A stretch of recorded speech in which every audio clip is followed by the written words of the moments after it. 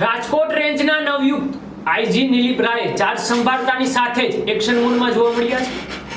નિલીપ રાયે ચાર્જ સંભાળ્યા બાદ ઉચ્ચ અધિકારીઓ સાથે બેઠક યોજી સીધી જ ગોંડલ બી ડિવિઝન પોલીસ સ્ટેશનની મુલાકાત લીધી હતી।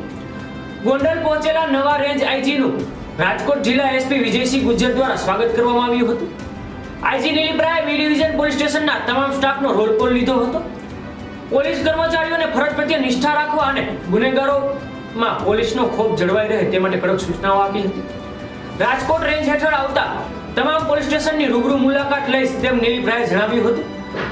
આઈજીની આ શુભેચ્છા મુલાકાત અને પારદર્શન વહીવટના સંકેતથી જ રેન્જના ગુનેગારોમાં ફળફળાટ વ્યાપી પામ્યો છે, ત્યારે આગામી સમયમાં કડક કાર્યવાહીનો વર્તાવો જોવા મળે તેવું જોવા મળી રહ્યું છે।